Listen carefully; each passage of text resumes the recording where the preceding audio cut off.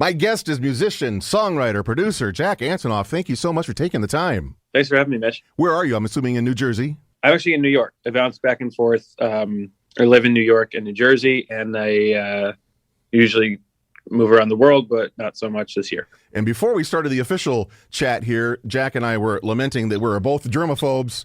And so this hasn't been that difficult for either one of us, I'm assuming, because I've always wiped down plane seats and the tray table and doorknobs and all that kind of stuff. Yeah, this has been me for a really long time. So like, it's not like I don't rub my eyes, I don't touch my face. Like that's not something that's, you know what? I was totally, I was somebody who didn't care. And then when I was like in my early 20s, I got a really horrible pneumonic out of the blue. I got crazy sick. I was in the hospital. Wow. I had to leave tour for this whole time. It totally changed my perspective on these things. And so, yeah, I mean, I haven't touched a doorknob in a long time. Will you ever shake anyone's hand again, do you think?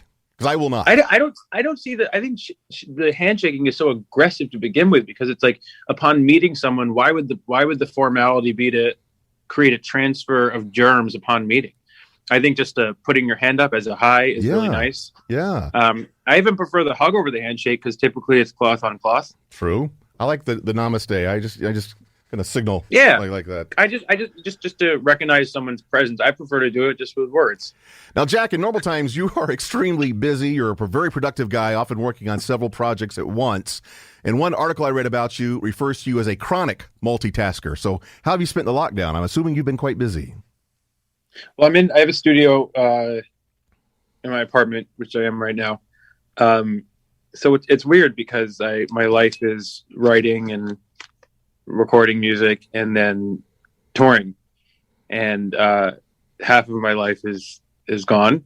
And the other half is, in a weird way, like nothing has changed, because the writing and recording of music it's a very solitary process anyway. So a large portion of my day is no different than pre-COVID.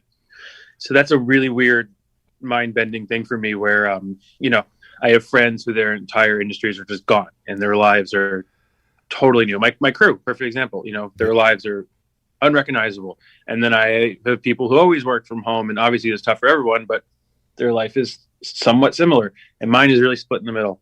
So I'm really grateful, and I'm really devastated all at once. Not being able to perform in front of a crowd and to get that feedback from an audience, what have you done to substitute for that loss? I guess there's nothing you possibly could do to get that type of feeling. No, I don't think anything about writing music or making records is about fabricating anything. So, typically I've been on tour for most of my life. So when I'm making records, it's sort of bouncing off of this live energy. This one is different. It reminds me, this Bleachers record I'm working on right now, it reminds me of when I was a kid and I was dreaming about playing shows, because I had this dream in my head of what it would be like to play for an audience and to have them care about the music and be in this conversation with them. But it was not real. That audience didn't exist. So I just sort of imagined it, and the imagination was kind of beautiful. And then when you do have an audience, that's a really amazing thing. But there's a pressure to it also. So it's this interesting dialogue. But since COVID, and since it's been so long since I played a show, I sort of have slipped back into that feeling of when I was a kid and I was just sort of dreaming about playing music. I feel a little bit like that, like I'm locked in my house and confined and have to get it all out in these dream sequences. So the album has come to sound a bit like that. Interesting. And speaking of the new Bleachers album, you've released 2 of the tracks, 45 and Chinatown. Let's talk about Chinatown, because your fellow New Jerseyan Bruce Springsteen helps out on the track. How did that come to be? Yeah, not bad. Yeah, not bad at all. That was as organic as possible. I mean, Bruce and his wife Patty are really close friends of mine, people that I value in the highest regard as human beings, as artists, all of it. But I was playing, we'll always play each other different things that's going on, and I had an early version of Chinatown and I played it, and then we were just kind of hanging out, and they have a studio at their place, so everyone just started messing with the song, and then Bruce was singing on it, and it just sort of kind of all happened. And I think that's why it works so well, is because of how organic it was. I think if I wrote something with the idea that I would perform it with Bruce, I don't know if if I would have been able to finish it or if it would have made sense, but it was just something that I sort of felt and wrote and loved. And then he heard it, and then he sang on it. And then, yeah, one of the few things I did during quarantine was make the video with him. And it was really, we got to play it on the roof. It was really beautiful. I can't even imagine hanging out at Bruce Springsteen's house, just kicking back a cold beer, just chilling with Bruce. I mean, he's taught me a lot about how to function within this lifestyle of making records and touring. And he's not just done it right artistically, but he's done it right on a human level. And you said once he is the artist who showed you that the sound of the place you're from has value. How would you describe the sound of your hometown, Bergenfield, New Jersey? I think New Jersey in general, whether it's all the different sounds that come out of New Jersey, I think that what links them is this huge hope and this huge darkness. And I think that's a product of being right outside of New York City, because you see something that's so big and so hailed as like the king and the city and the whole big thing. And you aspire to it, but you also are made to feel small by it.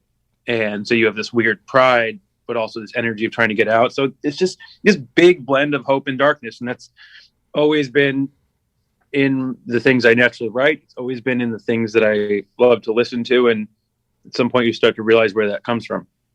That's so interesting. Jack, you've written and produced tracks for an incredibly impressive list of artists, including Taylor Swift and Lorde and Sarah Bareilles. How do these collaborations begin? Does an artist shoot you a text and say, Jack, I need your genius. Help me? Not so much. I mean, they're incredibly organic too. It's like, I'm not in, you always just meet people in funny ways, and through kind of being out there and touring, and then sort of a slow relationship of meeting someone, getting to know them, understanding what musical connections you do have, and then one day making a plan to get in a room together. And that is like a really weird and terrifying thing that works or it doesn't. And when it works, I've had a couple really special collaborative relationships in my life so far, and they're not things to take for granted. They're really deep and important. And I don't know how some of those situations came about. I just know. Well, it feels like you know everybody in the music business. Is that accurate? I don't know. Sometimes I feel like that's what people think of me, but I actually more feel like I have this like kind of small list of people that I just kind of keep working with. Do you ever get starstruck at this point? Yeah. I mean, well, I haven't really seen anyone for like a year, but nobody has.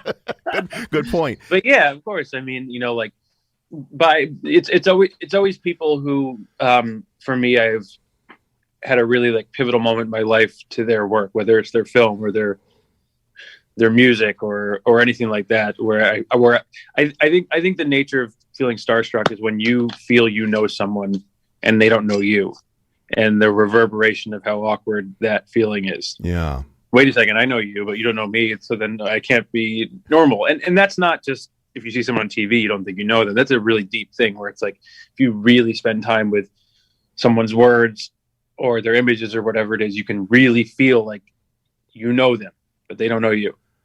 I know we're almost out of time. I read that you once said a lot of times you write and record music that you have no intention of ever releasing. You're just doing it for yourself. Why is that? I mean, that must be hard to write something that you think is fantastic, but you don't intend to release it. Well, there's different kinds of things. There's things everything comes from the same place, but then they're sort of like planes on a runway. Like some just sort of take off and some don't. And you could have things that are really interesting, but you're just not having that feeling in your gut that's saying, oh, this is part of this album, or this needs to be shared. Or it's a combination of albums are a very sacred thing. So when you're putting an album together, it's not a collection of songs. It's pieces that make up the album. So you can have stuff that doesn't fit on the album. Happens every time. You can also have stuff that you're just sort of like, that was that. And I think it's also an exercise in just the world nowadays. It's like not every thought is meant to be shared. Not every song is meant to be shared. Not everything is meant to be shared. And, the culture of sharing is so massive right now that you can leave yourself a little bit empty. And I have to remind myself that when I'm working on albums, when I write a song, some of them are meant to just live with me. Jack Antonoff, thank you so much for taking the time. Do we have a release date on the new Bleachers album yet? I'm damn close. Okay. It's coming soon. Really nice to talk to you, Mitch. Do we have a name? You probably can't tell me that. Damn close also. It's Okay. not called Damn Close, but the name's coming damn close. And I can't wait to be out by you actually on tour as soon as I get the green light. We cannot wait for that to happen. It's a true pleasure talking to you. Wish you the best. Stay safe. Keep washing those hands, as I know you will. You too, Mitch. Take care.